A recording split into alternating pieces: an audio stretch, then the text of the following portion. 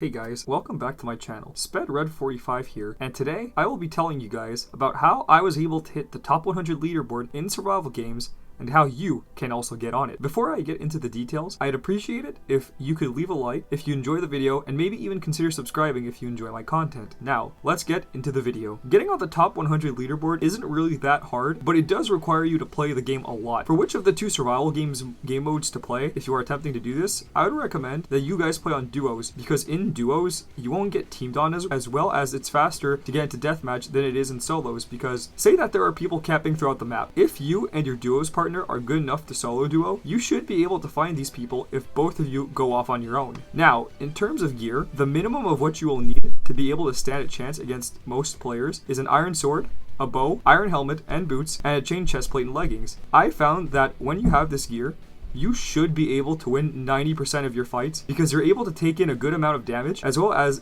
dish out damage as well. In some games, it's possible that you could get access to a diamond sword, helmet, boots, and an iron chestplate or legging. To increase your chances of getting these items, you will have to open level 2 chests, find loot cows, or find the supply drops that are dropped within the map. On each of the 4 maps, there are specific locations where you will find these different drops. If you memorize these locations, you will be granted a great advantage over the rest of the players throughout the map. Now, for PvP, what you want to do is that you want to be constantly moving around when you are engaging into combat. There are 2 main reasons why you should be constantly moving around when engaging in PvP. The first reason is that you are able to manipulate your hitbox.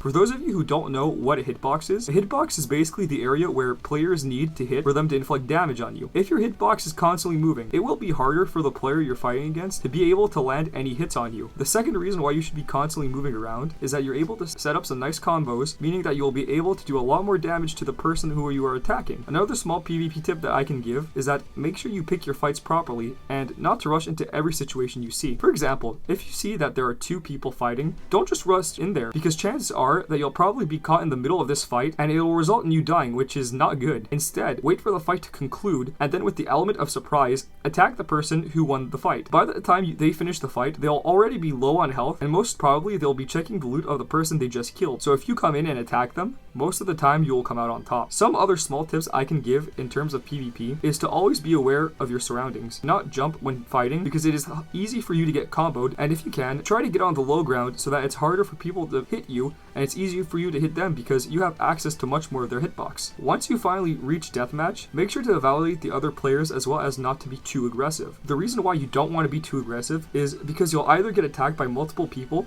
or you'll get cleaned up at the end of the fight. It's better to play a bit more campy and to pick your fights at the right time than to just run around and attack everything you see. If you follow these tips and are dedicated enough, you will also be able to reach the top 100 leaderboard or maybe even go higher. Thank you for watching this video. I hope that you have a great day and hope to see you again next time.